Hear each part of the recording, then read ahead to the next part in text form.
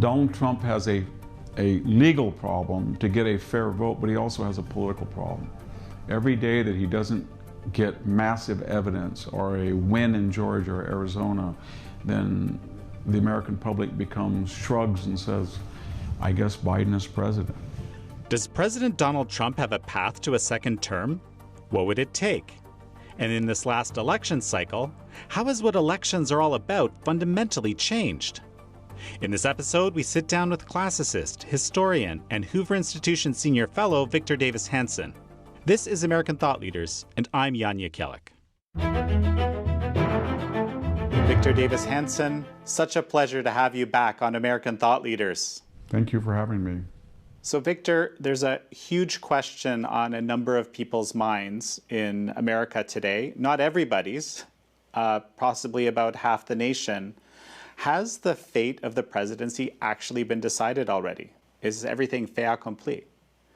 Well, I think in the computer age, in the age of Silicon Valley, we've created this new pseudoscientific accuracy. So in the old days, maybe 20, 30 years ago, they had something called exit polls. So people and people lied as much to exit pollers as they did to regular pollers. But nevertheless, they would call elections based on what people in particular demographics said as they exited the polls. And then they learned very quickly that was not very accurate. So they didn't really call, after getting it burned a few times, especially in 76 and 80, they didn't really call until 30 or 40%. Then the computer age came, and they said they had these sophisticated data on age, gender, income, and they began calling them, and they started that.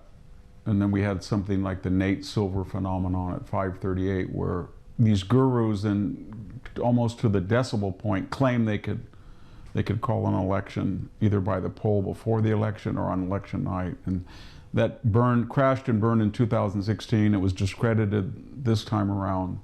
But nonetheless, there's so many people invested into that methodology that we saw on Fox. Not only did Fox, take one example, call Arizona when it was still close and is still close as we were filming this, but they didn't call Florida and they didn't call Texas. And that created a mythology or narrative that night that whatever Donald Trump might do to question the voting sanctity later on, it didn't really matter because he'd lost his bastion in Florida and Texas perhaps, and for sure in Barry Goldwater's Arizona.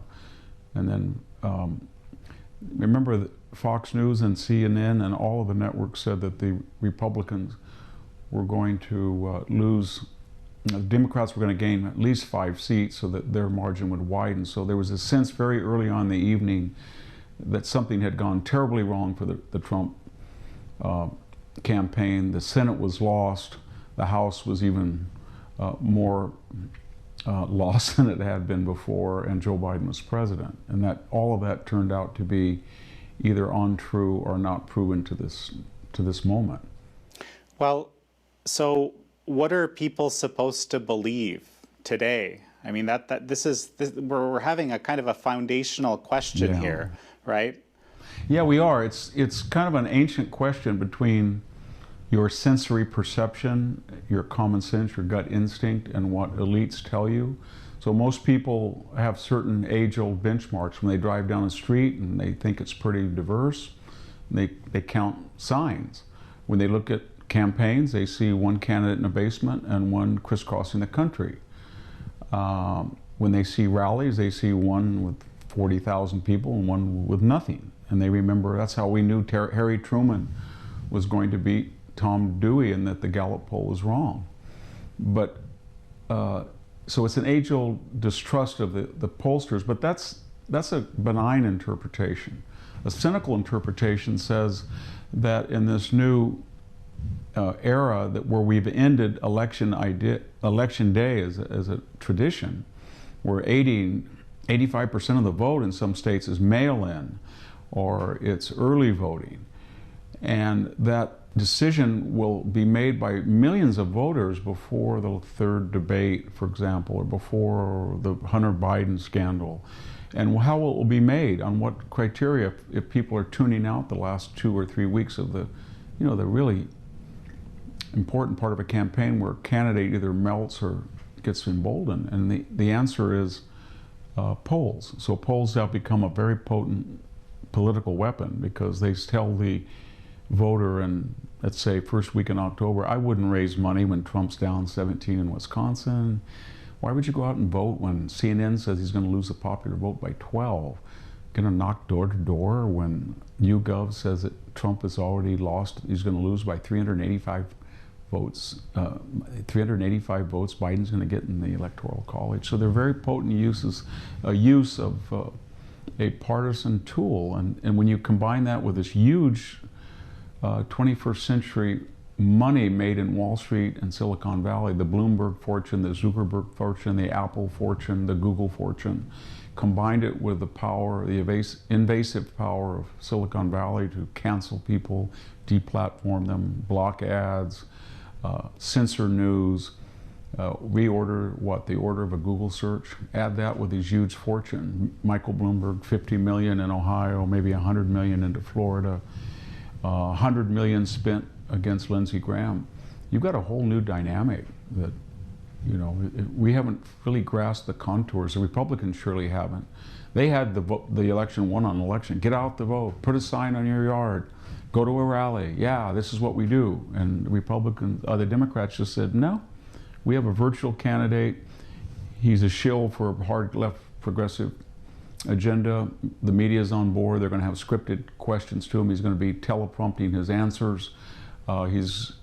Any gaffe will be contextualized or blacked out on media. We'll censor any ad that we find effective on the part of the Trump. And then for 25 days, 30 days, 45 days before the election, we will be getting people out to vote, mail registration, and the ballot can be mailed the same day as they were registered. And we'll get out, we'll have third-party vote harvesters, blanket committee. So it's a whole new concept of an election, and it's very dangerous, and we're going to see it.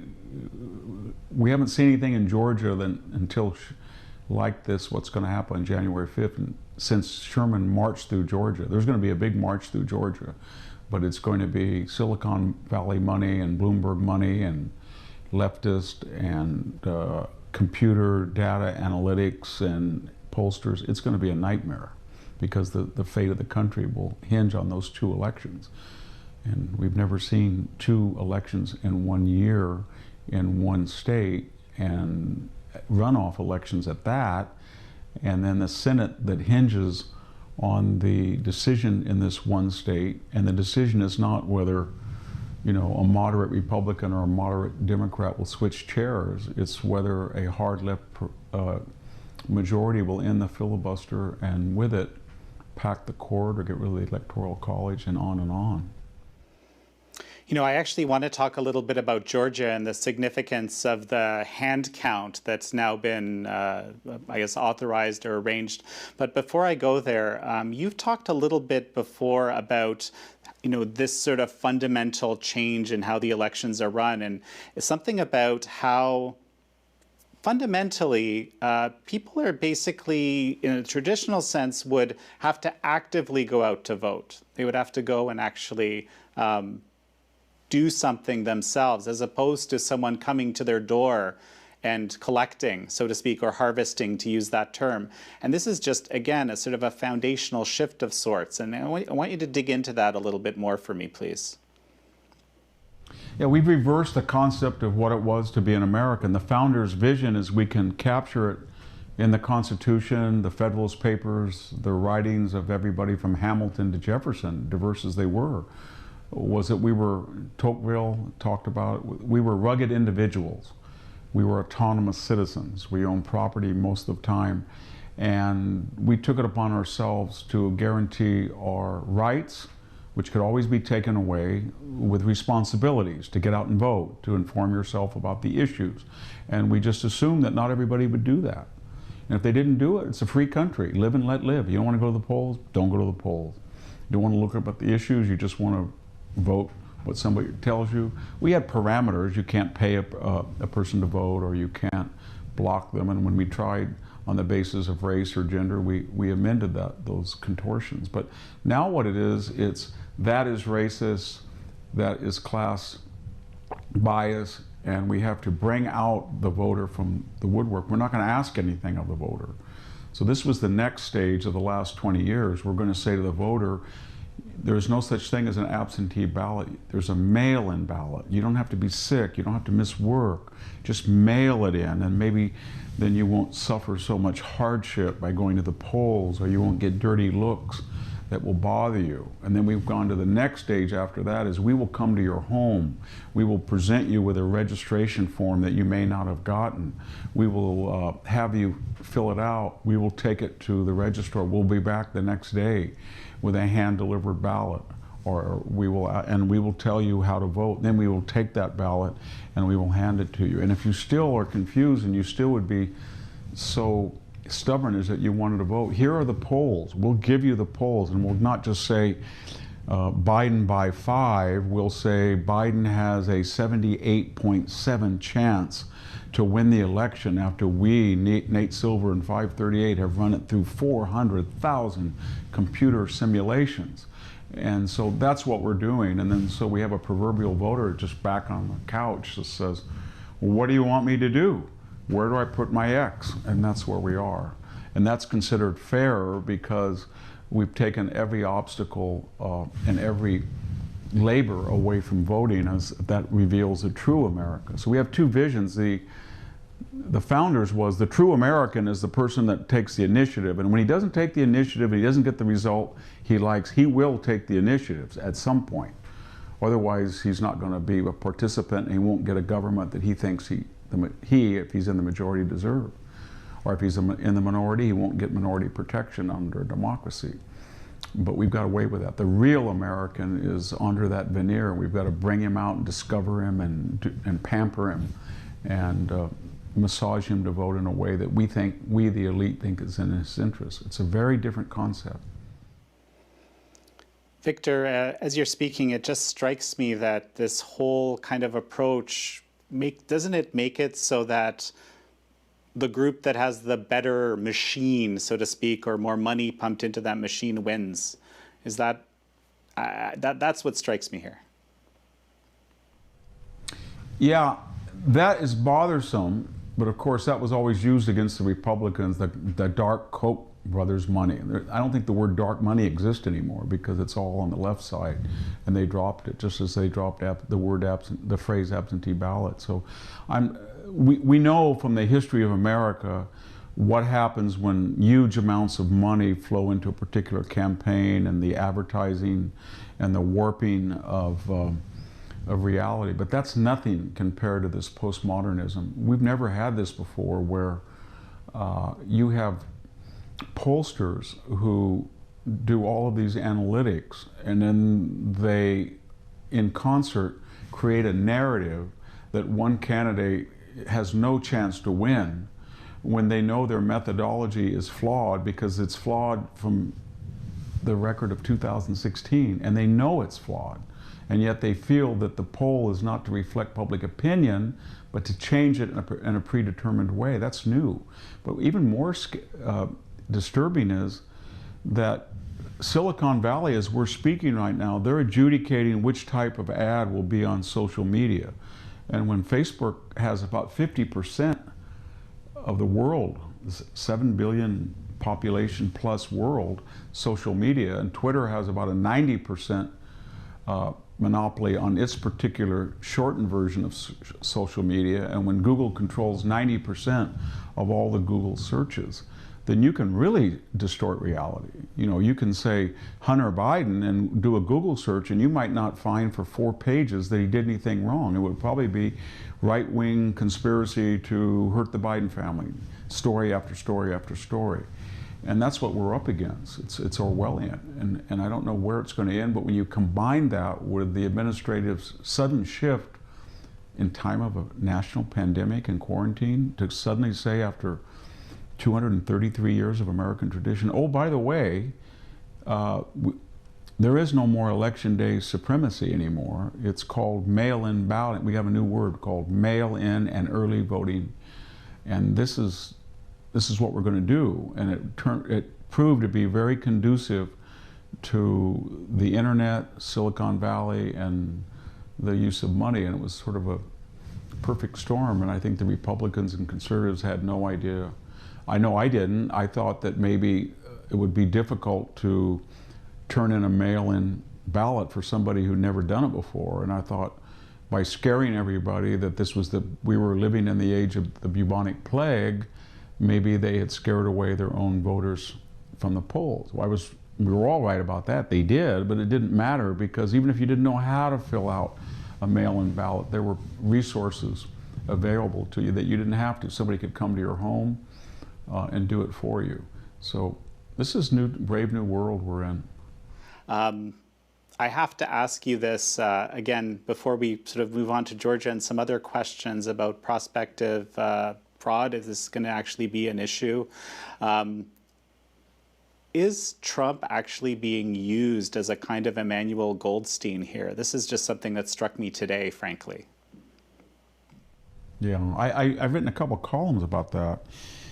You know, the 3 minutes of hate of Donald Trump. I don't know what these cable news stations and columnists are going to do now, because we know that they called George W. Bush a Nazi and Mussolini, and Bush didn't really fight back, so it was kind of a boring topic. Michael Moore, Cindy Sheehan out of our past, but Trump fought back, and so he made it into a gladiatorial contest, and they were the spectators with their thumbs up or down. They loved it, and I mean, from the first, right after the election, which is very ironic because they're worried. The Democrats are saying we're worried about the integrity of election, and all sides have to assume responsibility to accept the will of the people, but that's Orwellian, because in 2016 they almost immediately had Jill Stein on their behalf sue 3 states, the key states, Pennsylvania, Wisconsin, and Michigan, to recount and say the voting machines were Russian collusion. Remember that they were tampered where they weren't, and then we had the electors who were not supposed to vote as their individual state mandates dictated, and we had celebrities, and then we had, you know, blow up the White House with Madonna and all those protests on Inauguration Day, and then we went right into Mueller and Russian collusion, 25th Amendment, emoluments clause, Michael Cohen, impeachment, Ukraine. So, yeah, I'm really worried, because no president had ever been so systematically attacked like that. And no president had ever fought so fiercely in return. And we'll see what happens, but the media, Donald Trump was some kind of, I don't know what the word is, talesman, or he was some type of touchstone where anything that he got near revealed the true essence of what we all suspected, but we knew that they would never be revealed. He was a cipher, and by that I mean, we knew that the media was biased, but we never thought Jim Rutenberg or the New York Times or Christiane Amanpour would say, yes, we are biased, and we're biased because we have to stop Donald Trump. Or we all thought that Anderson Cooper was kind of a fraud, but we never thought on air he'd say, why don't you just crap on your desk? He didn't use that word. Or we never thought people, you know, right on the air would say, hands up, don't shoot. That fraud that we know Eric Holder's Justice Department proved was wrong in Ferguson. So he brought people out to say and do things that we've never seen before. James Comey is absolutely stark raving mad right now. And he wasn't. I mean, he was always a dubious character, so was John Brennan, but my God, they've reduced themselves to caricatures. Hillary Clinton was always suspect, but my gosh, when she said, I'm going to join the resistance, and I was cheated, and Donald Trump, we should never concede the election. We've seen a new dimension of reality that Donald Trump brought about. He really tore off the curtain and said, these guys have these little gears, and that Oz thing on the screen is just completely false. They're little, tiny, mean-spirited people. And that was pretty effective. I don't know if he meant to do that, but he got them so obsessed that they became entirely unhinged. Well, you know, it's a very interesting situation, thinking back to these, you know, how let's say, the media and everybody else dealt with the Hunter Biden emails revelation. Of course, it was kind of it was an October surprise. It was left that way, to impact the election most likely. However, a lot of compelling evidence, was revealed via multiple sources, hard drives, email accounts, and so forth. And which resulted in an unprecedented level of censorship and then self-justification of that censorship. And then, of course, the specter of Russian disinformation. Again, I'm asking myself, when is the specter of Russian disinformation coming back when it comes to allegations of voter fraud now? Yeah, there's a Russian under every bed now. Quite ironic that we were told that America had lost its mind because in 2016 it voted for a supposedly corrupt, supposedly racist, and supposedly family crime syndicate that colluded with Russia. All of that turned out to be false, but its antithesis in 2020 that you had a corrupt Biden family, and anytime he went off script and ad-libbed, he said something racist from, you ain't black, or hey junkie, hey cokehead to an African-American reporter, and I could go on if pressed. And then he was not only corrupt, the Biden family, but also racist, but also extremely unkind. I mean, he was saying things that Nazi-like, and I'll take you behind the gym and beat you up, Donald Trump, and all sorts of corn pop stories. And the crudity was a much greater degree, believe it or not, than Donald Trump. So that was all the result of the media, that they had created this monstrous Trump, and then they had a reality to work with, and they completely distorted it on the case of Biden. And then you would have never thought, if you came from Mars and landed in America in August of 2020, that one enfeebled candidate was getting up in the morning and campaigning for an hour by remote computer assistant visual screens, and he was talking off a computer, and the questions he usually knew in advance, and he still couldn't do it, and his team then put him to bed, and he wasn't really able to go out, or if he was, he had to sleep for a number of hours before he could make a nocturnal appearance, while the other person, roughly the septuagenarian, the same age, was having these, huge rallies. And you had one candidate who was terrified, given his age, of the virus and was in complete lockdown. You had the other candidate who got the virus and was told that a man of his age and girth would be seriously ill, he'd be on a ventilator, he'll have post-viral fatigue, he'll have heart problems, and he got over it in basically 5 days. So, but all of that was the reality, but that was not what the voters saw. And I can tell you they didn't, because I've talked to some of them. They have no idea about this true story of Donald Trump, that he took enormous risks, but he had to as president, that he took experimental drugs that were very untested and didn't know the connections. All they knew is that he was reckless and he was a super spreader. That's what they were told, period. And if you go out in Los Angeles on election eve, or San Francisco, and you're tens of thousands of people are sharing wine with each other, same bottle, no mask, no hand sanitizer, that's perfectly normal. And if Gavin Newsom says that 2 weeks from now you can't have more than 3 different families at your Thanksgiving gathering, you have to check your bathroom and have it sanitized every 15 or 20 minutes, and you have to wear a mask, and it has to be outside in November, then you can see why people are just bewildered. So it's like Animal Farm, the rules on the barn change. All animals are equal on Monday, and some animals are more equal than others. All outdoor gatherings are forbidden, but some outdoor gatherings are more equal than others. And that's where we are right now. On this media question, a great number of Americans just simply don't trust the corporate media or the legacy media. I don't know how you call them. Is this a trust that can never be earned back?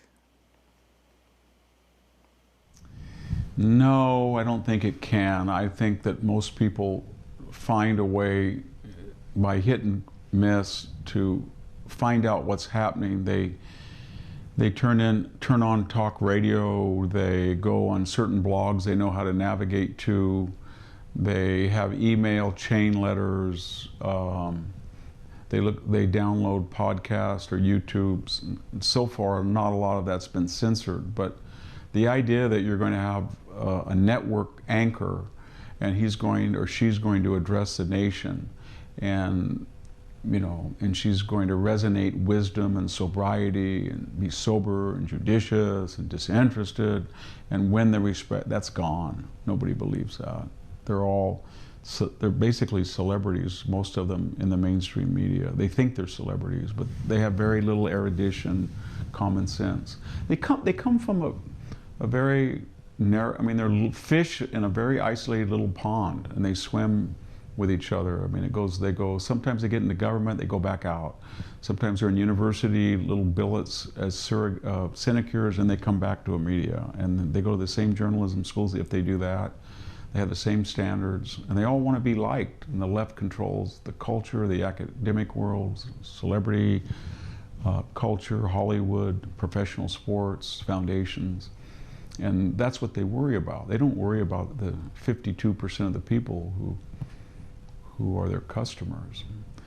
It's kind of a crisis that the left is insidious, because you can nominate almost any conservative justices, and 50% of the time they will be lured into becoming progressive, whether it was John Paul Stevens or Harry Blackmun or Earl Warren, or I think now John Roberts. Or you can have any standard-bearing media that says they're conservative. Weekly Standard goes defunct because it goes liberal. The Drudge Report flips over. There's a big contention now with Fox News. It never goes in the other direction, is what I'm saying, because of these insidious forces of culture are so powerful that people want to be considered cool or neat or liked or winners, and that insidious pressure just wears people down, I guess. They have no sense of who they are. Well, Victor, I want to follow up on this a little bit before we finish, but now I want to kind of jump into this big question that's on a lot of, I know, our viewers' minds.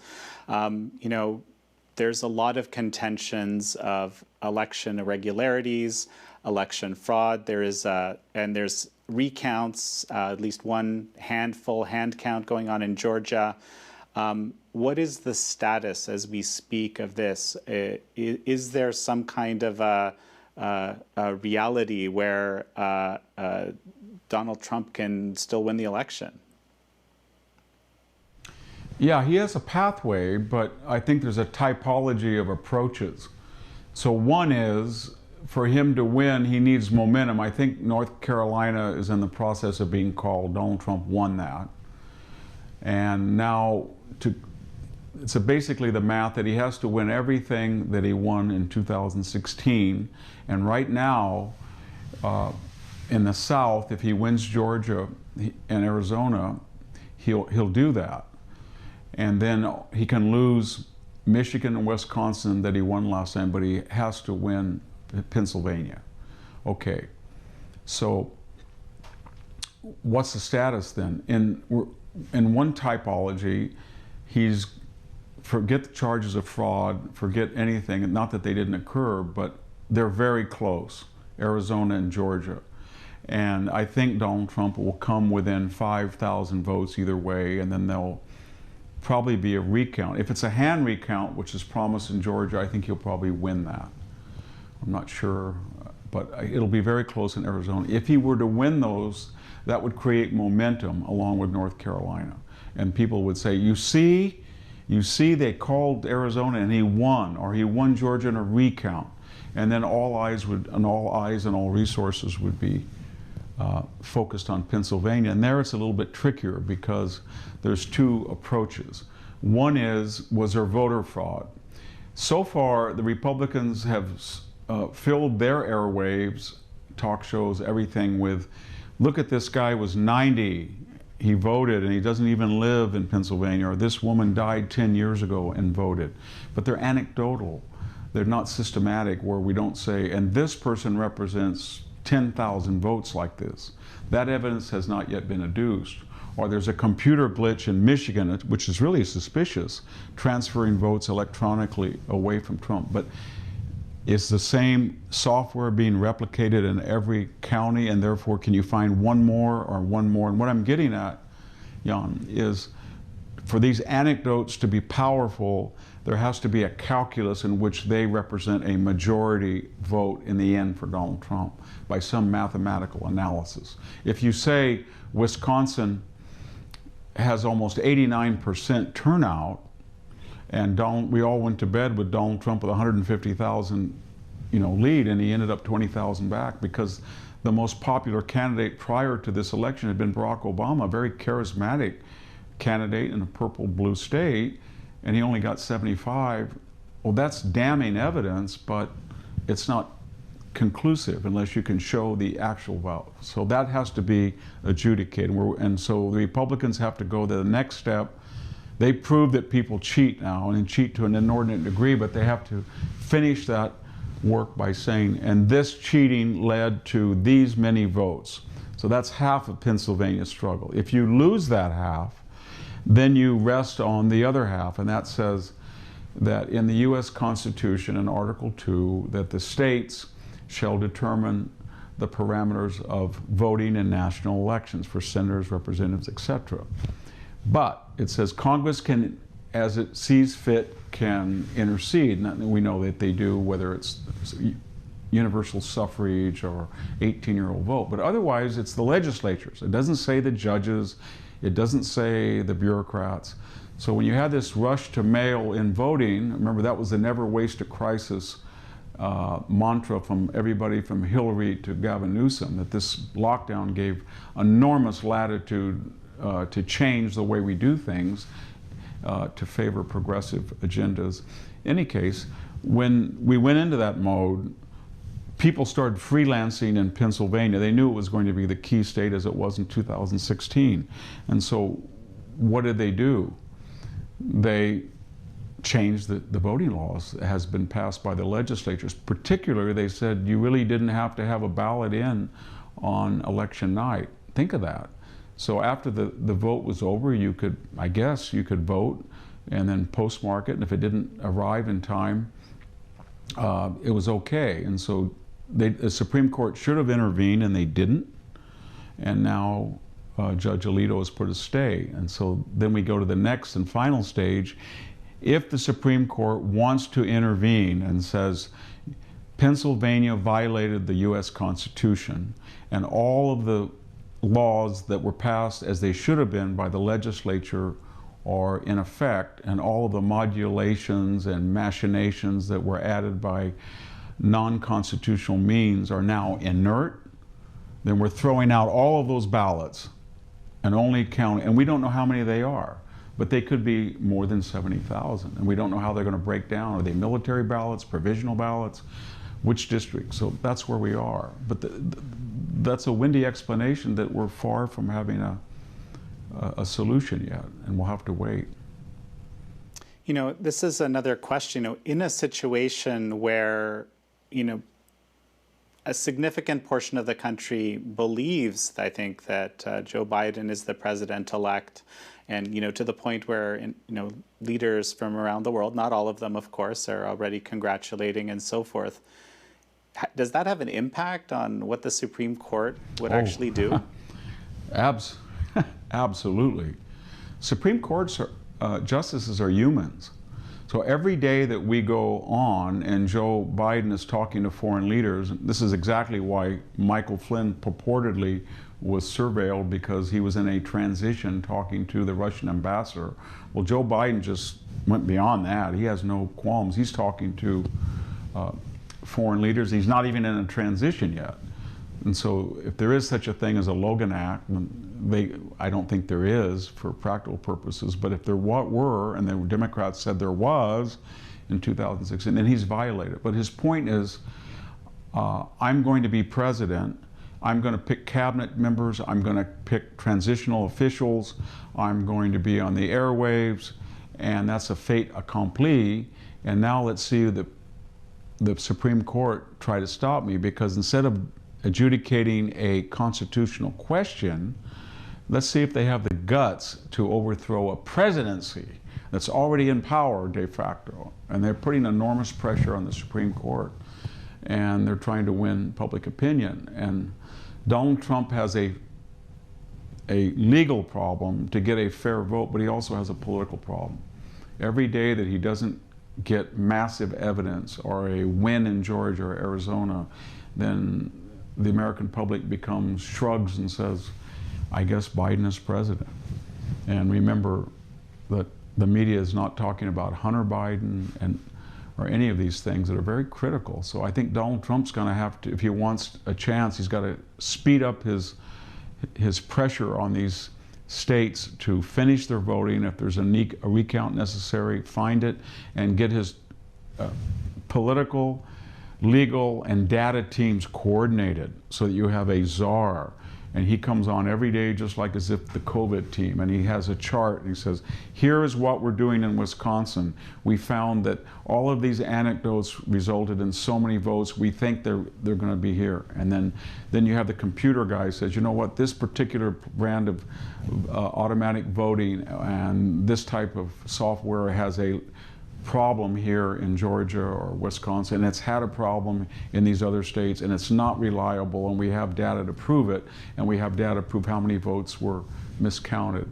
And then you have a person who's a political person, and he says Joe Biden is violating not just the traditions that you cannot claim victory until the electors choose you, and they have to be picked once the states have been certified. They haven't even been certified yet, the accurate vote, but he's violating what he said on his first campaign when he was at campaign debate, when people asked him directly, will you claim victory?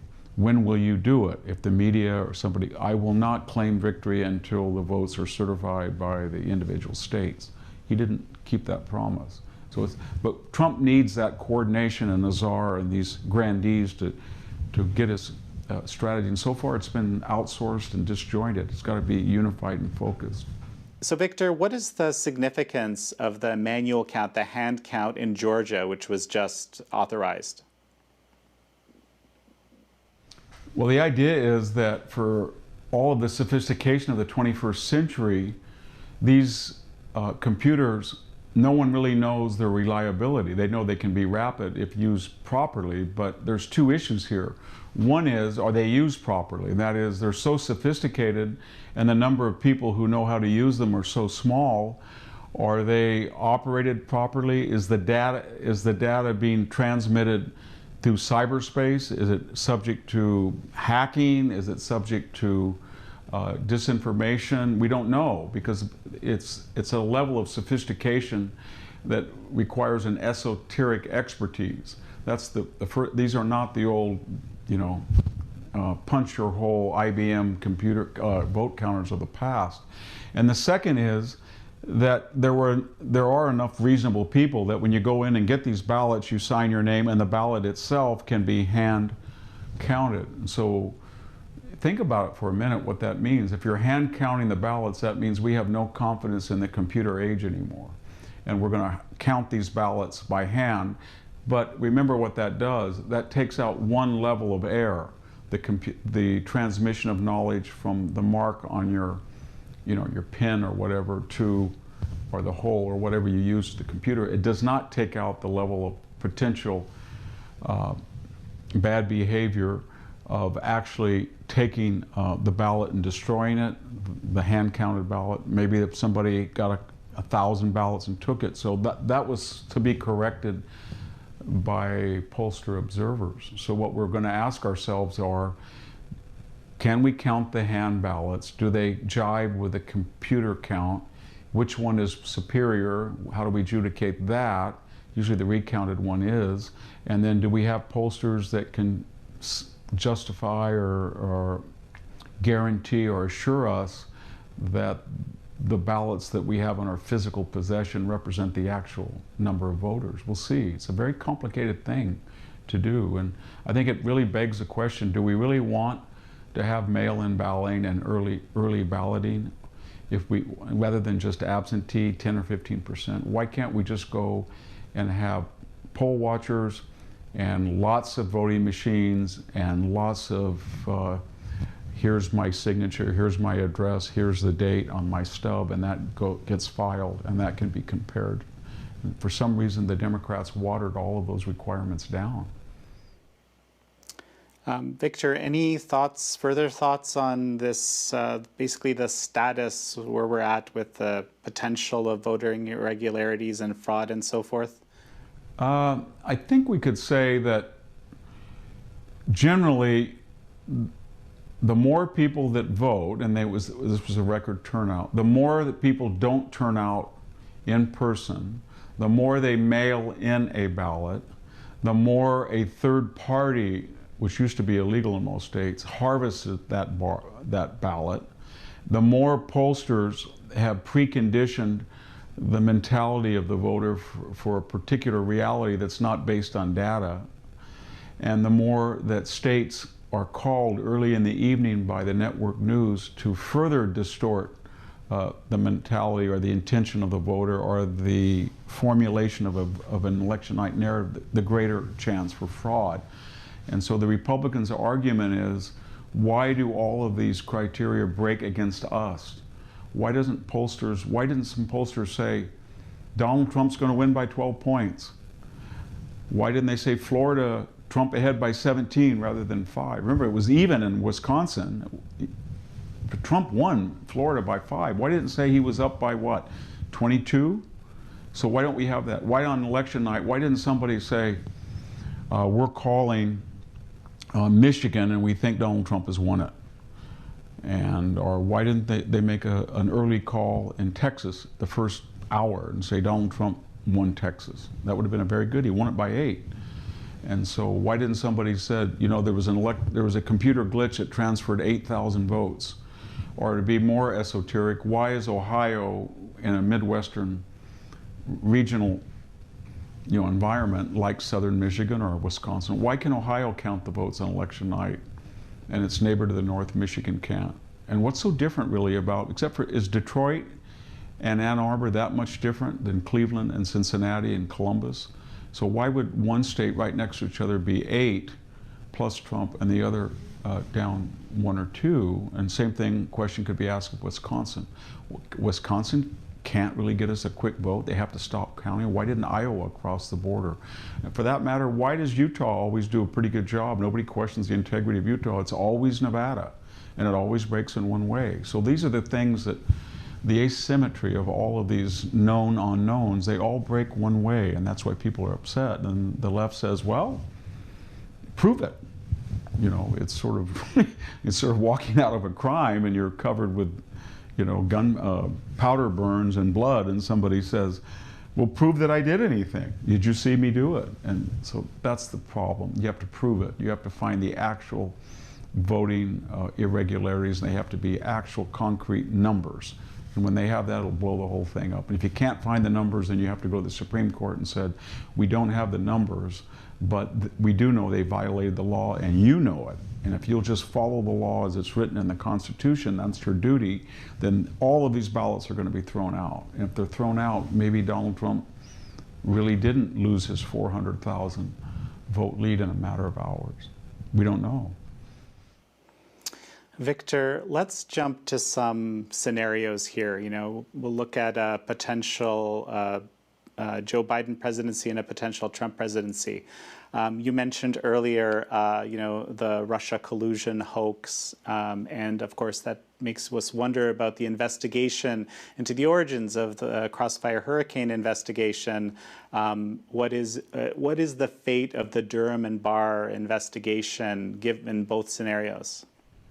That would depend on the outcome, as you said, of the presidential election. Let's take the first and bleaker one. If Joe Biden were to be president, I think John Durham and Bill Barr would probably have some indictments. I don't know what level they'd reach, maybe an Andrew McCabe. I doubt James Comey, but who knows? Maybe a John Brennan or something like that, depending on what they said under oath to particular investigators or congressional committees. But those indictments would have to have any validity, realization of coming to fruition. They would have to be done this month, November or December, And then there would be a trial, and I think whatever would happen if Joe Biden were to come into power, all of those indictments, there would be a new Attorney General.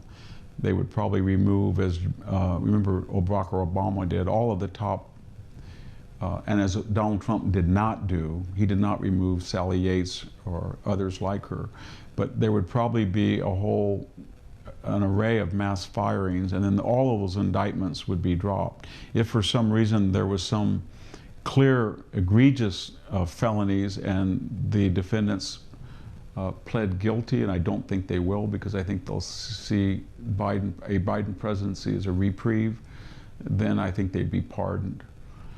At least, or the trial would be suspended. So I have zero hope under a Biden administration that there would be any justice, primarily because in the case of impeachment and areas like that and quid pro quo, when you get into that, and if you're talking about Paul Manafort being a foreign agent and Hunter Biden not being a foreign agent, so there's a lot of culpability and exposure on the Biden family. I just don't think it's going to happen.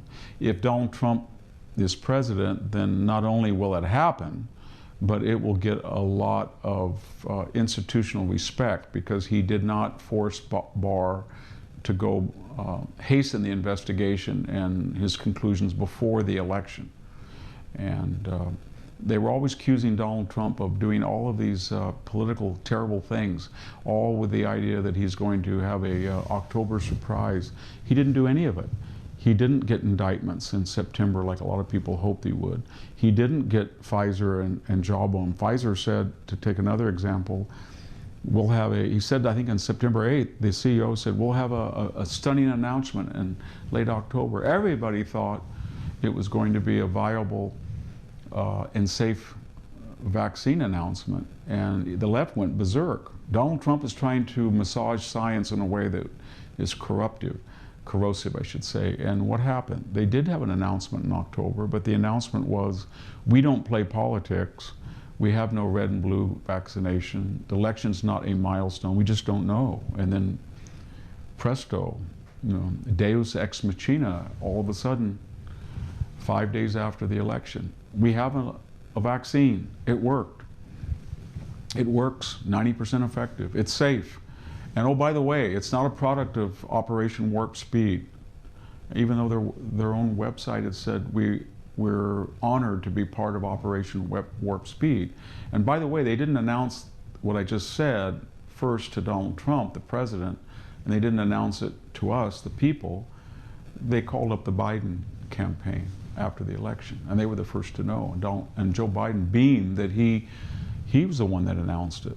So that was the Biden vaccination. So it's very tragic, getting back to the idea of a tragic hero, that Donald Trump didn't do all the things he was accused of, but did a lot of good things and never got credit. And May has a very good chance of leaving the White House under really suspicious circumstances of a rigged election. I'm not saying it is rigged, but suspicions that it is, or was distorted. And most of his legacy will either not be appreciated by the American people or adopted by Joe Biden. I think you're going to hear very quickly of a Biden vaccination, of a Biden recovery, and an end to the Trump virus and the Trump lockdown. That's what we'll be hearing from the media, I think, almost the moment the vote is certified. Victor, let's discuss more broadly then, since we're going to be finishing up pretty soon. What are the implications of these election results, and of course not just the presidential results, but overall, on both the Republican and the Democratic parties, in your view? Well, we know what the effect on the Democrats are. The private consensus, not the public persona, that this is great, we beat Trump. The private discussion that's going on right now is who screwed up. We were supposed to, our own pollsters told us that we were going to take the Senate, and easily so, by maybe 4 or 5 seats. Who did that? And we were supposed to get up to a 30 vote margin in the House. What happened? And we were supposed to win the national vote by 12 points, and we were supposed to have 385 electoral college votes. What happened? And there's going to be finger pointing, and there's going to be a lot of people in the Democratic Party who say, I know what happened. Our state governors and state mayors let people riot and commit arson and loot under the guise of progressivism, and nobody spoke out against it. And we should have learned in the primary that the AOC, Cory Booker, Elizabeth Warren, Kamala Harris, Bernie Sanders' message did not resonate. Nobody wanted reparations for everybody, nobody for blacks, nobody wanted open borders, nobody wanted Medicare for everybody, nobody wanted the Green New Deal, nobody wanted an end of fracking. And so we should have learned that. And so I think there's going to be a lot of discussion, sort of like, even though they won, it'll be like more like 1972 than 1992. 1992, they shouldn't have won, and everybody said, we got to, Bill Clinton was a genius. In 1972, they said McGovern was a moron, and we went too hard left. So we'll see. And so I think you'll see BLM and the Antifa surrogates and AOC, and they'll all say, we won, we did it. And there's going to be a lot of people that said, I lost my seat because of you, and I almost lost my seat because of you, and we didn't take the Senate because of you. And we had to put up Joe Biden as a veneer for you, because if we put up you guys, Elizabeth Warren or Sanders, we would have gotten beat. So I think that's their discussion. The Republican Party, very quickly, there'll be a big but anemic move on the part of the Bill Kristol, David Frum, Bulwark, Dispatch, Never Trump, the ex-Weekly Standard crowd, and they'll say, we were part of the Lincoln Project, and we were the decisive voice that convinced, white males over 50 that had college degrees not to vote for Trump in the numbers that they did for, or whatever the argument will be, and therefore we're going to be the inheritors of the new Republican Party. We're going to get back to kind of a détente, business as usual, free market, laissez-faire attitude with China. These deplorables really were deplorables. I think Bill Kristol said at one time, what's the problem if they take meth and they're played out? We're going to get new immigrants to replace them. Basically, I don't want to be too literal. That was the intent of what he said. And we have to go back to nation building abroad, and let's not get the feathers ruffled of our NATO partners. And maybe Israel, we're a little bit too much of. We don't know what we're doing in Israel. Go back to the Iran deal. There'll be a lot of pressure on that, but they'll have no effect whatsoever, because they still haven't answered about 3 very brief questions. What's your plan to get 6 to 8 million swing voters in Michigan, Wisconsin, and Pennsylvania, either to win an election for the Republican Party or to get it within the margin of error? Do you have a plan for that? And the answer is no. What is your plan?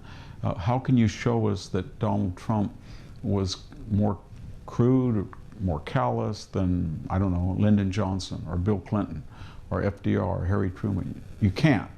And maybe you can say he lived in a different internet age where he should have been more careful about his speech or Twitter, but you still can't show that while he was in the White House, Trump did anything but comport himself reasonably well and professionally. He did. He didn't have sex with an intern. He didn't deflower a virgin like, JFK. He didn't expose himself like LBJ. He didn't, say things like Barack Obama, let's punish our enemies at the polls. He didn't say of Trayvon Martin, Trayvon looks like the son I never had. He didn't intervene in a case and say a white girl looks like the 4th daughter or the 3rd daughter I never had. He didn't do things like that. And so they can't answer these questions, and they can't say, what are we for economically? Are we for the golfing, aristocratic golfing class? That was the character of the Republican. So Mitt Romney and John McCain were 46, 47%, 180, 200 electoral vote candidates, and they wanted to win. They preferred to lose nobly than to win ugly. And Donald Trump came along and said, you know what, I'm going to win. And he did. And he may have a second time. We'll have to wait and see. Victor, as we were speaking offline, you mentioned to me, a concern about how China and actually the Chinese Communist Party may frame all this depending on how things play out. And just to actually finish up, I want to get you to speak to that a bit, please. Yeah, that's an interesting question, because if you were a member of the Chinese Communist Party inner circle, from what we know how they think and what they say and what they've written, how would they interpret the election? I think it would go something like this. Well, I mean, in private, this virus got out, and maybe we shouldn't have been experimenting with enhancing the lethality in the lab. Maybe it wasn't a wet market. It doesn't really matter about the origins, but they would say once it got out, we were pretty culpable. We were lax. We lied about it among themselves. We tried to pervert and pollute the World Health Organization, but we tried to lock down Wuhan without telling our people in our country and people abroad that there was a crisis, a pandemic in Wuhan, but yet you could go to San Francisco, LA, New York, but you couldn't go from Wuhan to Shanghai. So we did a lot of things, and we were contrite. But you know what? Never let a crisis go to waste. And so what did we do? We pretty much said, what are you going to do about it? What are you in the West going to do about it? We handled a lot better than you did, we think. We locked down our country, we used coercive methods, we disappeared people, we did whatever we had to do. And if you don't like it, what are you going to do about it? And in their way of thinking, of Darwinian might makes right, they think that projects an impression to Japan and South Korea and Australia that even if we did everything you said, what are you going to do about it? The United States can't do anything. In fact, they would go a step further and say, not only what are they going to do about it, they must now, for the rest of their lives, be looking over their shoulder at China and says, is there going to be an oops, another virus escaped? Because anytime they start bullying us, maybe we'll have a low-level military two-star, equivalent of a two-star general tell his counterpart, oh, keep it up, and you know what? We might have another little Wuhan outbreak, haha. So they've created a deterrent effect. And when they look at this administration, they say to themselves, will they keep up the tariffs, and will they jawbone us to the same degree when they ran that Donald Trump was hated abroad and he was just, and the answer they come up with is no. And when they look at other countries, particularly Taiwan, they say to themselves, will Joe Biden protect the integrity of all the alliances? Or will he, quote, work with the UN and work with the allies? And they take that as a sign of weakness to be exploited. So I'm very worried that, and then they look at, and they're very brutal people, as you know, and they look at everything. They say to themselves, Donald Trump is 74 and he acts like he's 60. Joe Biden is 77, he acts like he's 90. We know what 90-year-olds do in crisis, and we know what 60-year-olds do. And so let's push him a little bit. Let's have some overflights. Let's send something into the waters off Taiwan and see what he does. And then we're going to go to the Taiwanese, and we're going to go to the Australians, and we're going to go to the South Koreans and Japanese, and we're going to tell them privately, you see, this is who your allies are. It's the worst thing in the world is to have a distant ally and a proximate enemy. You have us right next door. And you've got this guy over here that is living in La La Land, and he will not be Donald Trump if we do anything. And so I think they're delighted, and I expect them to be very cautious, but very, very definite in the trajectory in which they want to move, and that is to press, press, press, and say to, basically now they're going to say to us, yeah, we destroyed democracy in Hong Kong. Yeah, we've got 1 million, maybe 3 million Uyghurs in camps. Who cares? It's our business. Yeah, there's no longer a Tibet. I don't care what you say about harvesting organs and all of these disappeared people. That's us. And we're not going to take it anymore. And you can do what you want. You do your best, we'll do our worst, we'll see who wins. I think they're going to be much more confident now because of the Biden victory, because I think their chief nemesis and biggest worry is gone if Trump loses. So, Victor, any final thoughts before we finish up? Well, I mean, elections come and go, leaders rotate, and as long as these changes in government occur between the sidelines, within parameters, we shouldn't worry. So every time that I've been alive and a candidate I vote for lost, I ask myself, for all the rhetoric of and the passion of the election, is the next presidency trying to change the rules? And I voted against Barack Obama. I felt that he tried to change the rules in certain areas.